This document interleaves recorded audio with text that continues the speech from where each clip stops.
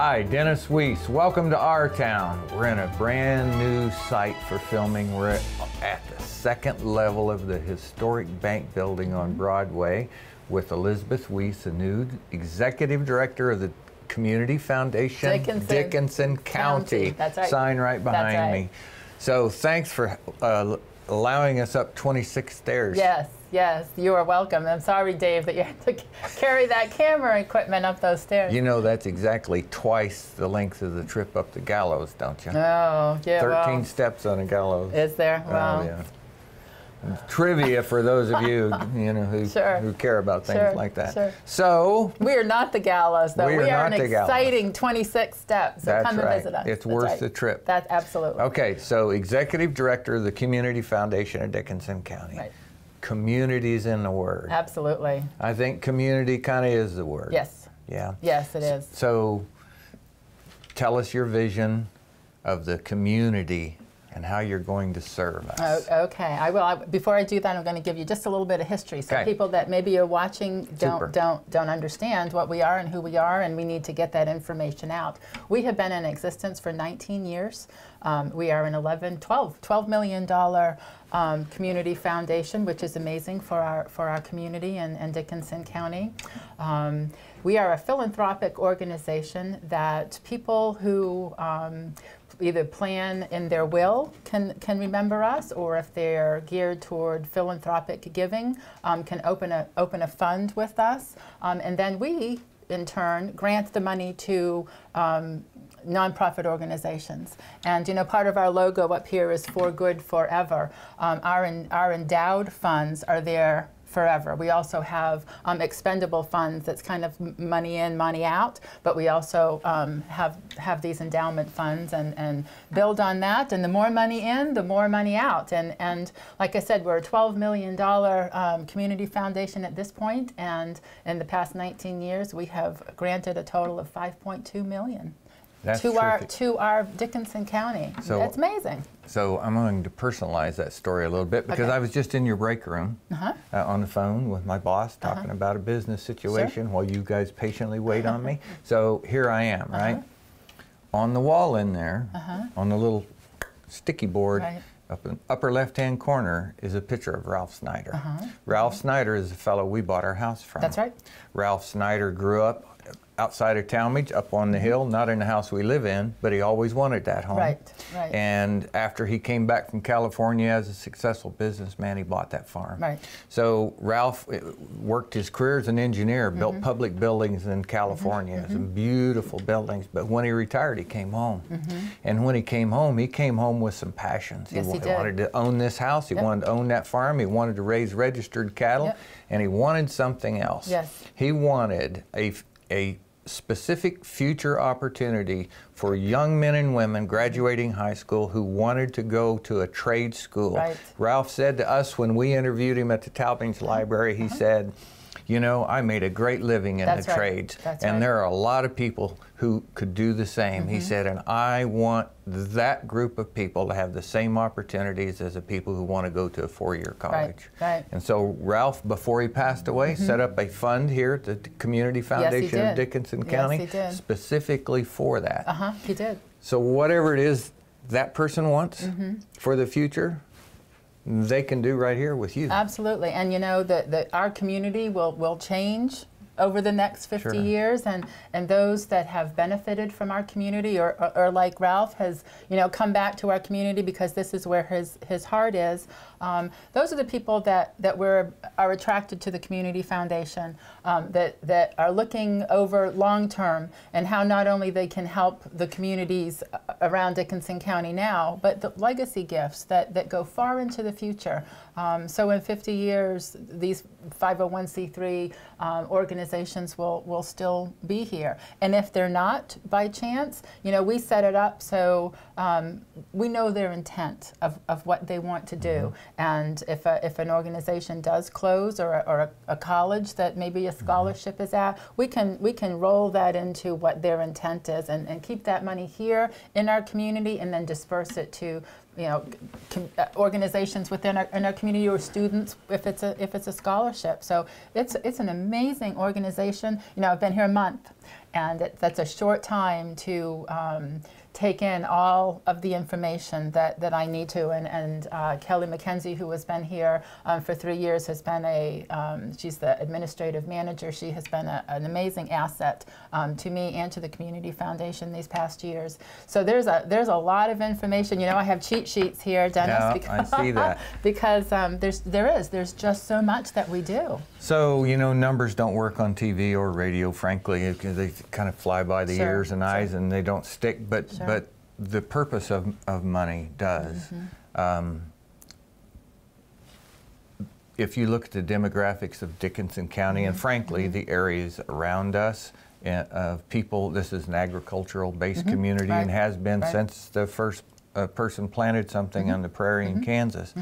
There's a huge amount of wealth that resides in the hand of the agricultural industry. Yes, there and is. most of those people are my age or older that are still farming. It's shocking to think of that, but some of our very close friends, well, they're older than me, and that is the common. There's no second generation that wants to farm, and so that property or that business will find its way through the marketplace, okay? But what about the opportunity to keep agriculture alive with a gift to somebody who's not alive yet? So, Absolutely. 20 years from now, there'll be an 18-year-old that wants to be a farmer. I want to be a farmer. Yeah. So That was our son when he's little. So that's what the Community Foundation can do. Absolutely. If your dream's in the future, well, leave it for the future. Absolutely. Leave the legacy. Yeah. And here we are. We're also, because again, I'm relatively new to the organization and learning all the details and what we actually do. They are discussing now, usually if a gift comes in, whether it's stocks or bonds or a life insurance policy, we roll that pretty quickly into a cash asset and depending on how the fund is set up, it's in our endowment fund or, it's in money markets and that type of thing. But they're talking now about actually accepting land and not selling it immediately, keeping that land, and how that all is going to transpire. We're not really sure. We're on the bottom, the bottom rung of that process, and we have our committee members and our board members are sifting through that and how it's going to be handled. But what a fantastic opportunity for those that that have that land, that can grant it to the Community Foundation, and all the details will be ironed out so it stays right here at home. Kudos to the board of directors of the Community Foundation for thinking of that, because that could be an answer for many people that we just talked about or described. Maybe their wish is to put the land in a trust that can hold it for the future for some use that we don't know about yet. Right. That's right. Part of the mission of the Community Foundation and community foundations across the country and across the world is to be leaders in your community and to go out and see, what does the community need? How is the community shifting, and what are the needs, and how can we as the Community Foundation help with those needs? And it is fun. It is exciting. I hope that as we continue these interviews, and obviously my knowledge will continue to grow, that I can share the excitement of what is going on here. We no longer want to be a secret on the second floor.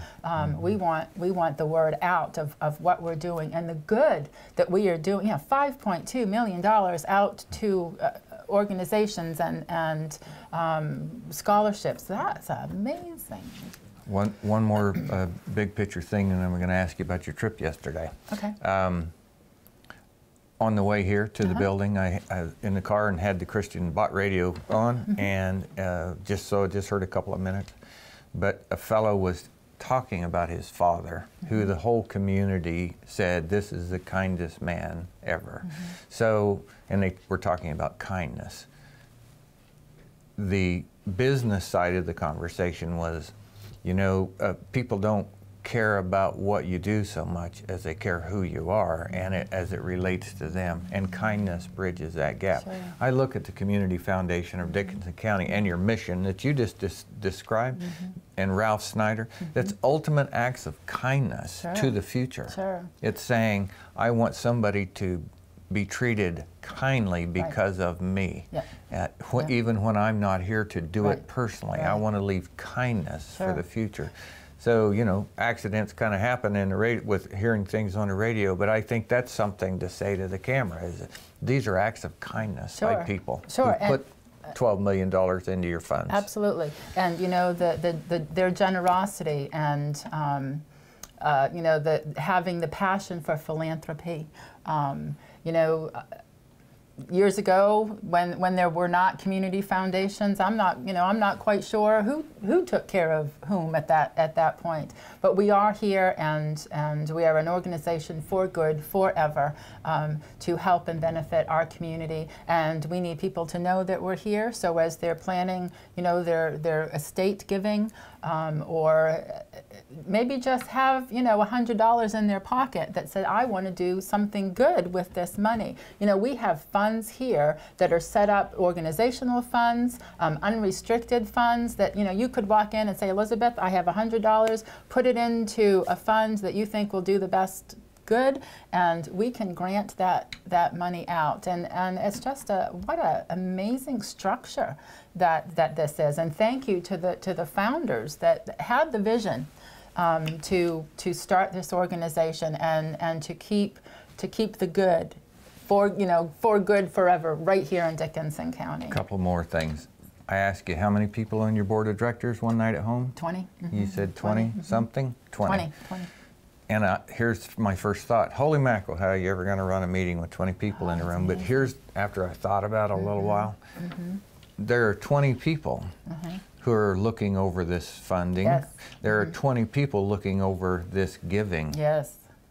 And they are reflective of our community. Absolutely. It's a diverse group. We have a diverse group of directors, and you know, they're out with their network of people talking about the Community Foundation. And I was talking to somebody yesterday, and they said, you know, pyramid, and she was from Russia, and she was talking about the pyramid connotation in America is not a positive connotation, but it truly is kind of a pyramid. If we can, you know, if you can tell 3 people about the good work of the Community Foundation and so forth, and then we have an army of people that are going forth and saying, this is what the Community Foundation is, this is the good that they are doing, you know, within our communities. And that's why that guy back there is there with that thing right there, you see, because we want to tell thousands of people. Absolutely, and I am honored and privileged that I get to be a part of this. This is just amazing. I also have your trip yesterday. Yes. Because Dave's going to give me the 2. Oh, the 2. No, I got a couple things I want to talk about, so go ahead. All right, it's your good. I just want, because I know this is going to air relatively quickly. She always wins. Not all the time. We are in our grant cycle, our 2018.1 grant cycle. We have about $70,000 that we're going to give away in this grant cycle. If you are a 501c3 and are involved, it's heavily involved in youth in our spring granting cycle. So if that's your organization, please go on our website and download the grant and get it to us. Grants are due to us April 12th, and all the parameters of what it is there on our website, so please go and look at that. They'll be announced May 17th. You know, obviously, you know me, husband and wife, but also being involved with Great Plains Theater before this, and how instrumental the Community Foundation of Dickinson County was to that organization by us preparing these grants and getting awarded these grants. So please, if you're a 501c3, go to communityfoundation.us, click on the grants and get that done and get it here on time. We also are in our scholarship cycle as well, and we are countywide. Please go to your high school counselors. You know, Sandy Dutt here at Abilene High School and the other counselors throughout the county. We have got about, I think it's 70 different scholarships. It might be a little more. I'll have to get that information from Kelly, that we that we grant out. So 30. We have 30 scholarships. We're going to grow to 70 scholarships. How's that? 30 today, 70 by the time it airs. That's right. So those scholarships are due here to the office by April 6th. Again, will be awarded May 7th. So students out there, if you're hearing this, please, we have monies to grant to you to help you with your education, whether you're going to a 2-year school, a 4-year school, a trade school. Please go and talk to your counselors. We also have our 19th annual banquet and annual meeting coming up. So, talk about hitting something fast and furious. The end of April, April 27th, is our banquet that we're holding at the Eisenhower Presidential Library and Museum. Cost is only $15. Send us a JPEG and we'll put it on Channel 2 for you. Absolutely. So, these are just some dates that people put in your mind that it's coming up relatively quickly. Okay. 2 things. One is nice to have a Kelly behind the lens. Oh my gosh, yes, so yes. number 2, your trip yesterday, you went to the Capitol. It was nonprofit day at the Capitol, intended to have folks like you come up and meet with your legislators, representatives, and had a discussion. Yes. You got to see Judge Barker and Randall Hardy. Yes. How did that go? It went wonderful. Being in that atmosphere and seeing what they do, and as you're watching the House of Representatives, and it almost looks like kind of confusion down there. But they obviously know what they're doing, and when it goes to vote, they're right there. So it was an exciting day on the Hill to see some of the things that we saw in the House, and then got to meet with Representative Barker, and again to tell our representatives who we are and what we do, and to remind them that they are here, and as they are out talking to their peers, we're here for good forever. And you don't know if Representative Barker is going to say, hey, friend, did you, there's this organization called the Community Foundation. So it was good to get out and speak with him. Also spoke with Senator Hardy, and matter of fact, our phone rang this morning right off the bat from his secretary RSVPing to our annual banquet, the 17th. So that's wonderful. We got to interact with, Kelly and I got to interact with other community foundations and the state Association of Community Foundations. So it was a fun day, but it was also a day full of information. So Community Foundation, Dickinson County, for good forever. Yes. But the basis of community foundations really tax law. Yeah. So that's why Randall Hardy and Judge Barker are important to this discussion. Absolutely. The protection of the work you do is really tax law. Yes. So thank you to those people in prior years who went to Topeka and went to Washington and built the tax infrastructure whereby you can do that good forever. Yes, and there's some things coming out of Washington that could be changing that. So we're staying on top of that as well. And I'm not sure of all the details yet. I will be hopefully by the next time we do this interview. But there could be things that change rather quickly that could have a great impact on not only the Community Foundation but other nonprofit organizations. And we need to have an active role in our government procedures and make our voice known of the good that it does us when the money can flow in this way. All right, what haven't we said? What we haven't, well, I'm not sure. I think we've covered all that I have covered, but I have a present for you. A present for me? I'm going to pin you. I'm going to pin you. Have you been pinned by your wife? Probably not. I think I got pinned right there one time. This is it's a badge of honor here. Oh, it is. Well, yes, I'll take that. Absolutely. This side. This side, it's our Community Foundation logo pin, and please wear it with pride and honor. And hopefully, people will ask you, what is that? And you will have a great answer to right below my Eagle ESOP pin. Yes. Employee-owned company. So proud to wear it. Community foundations all over the country do great work.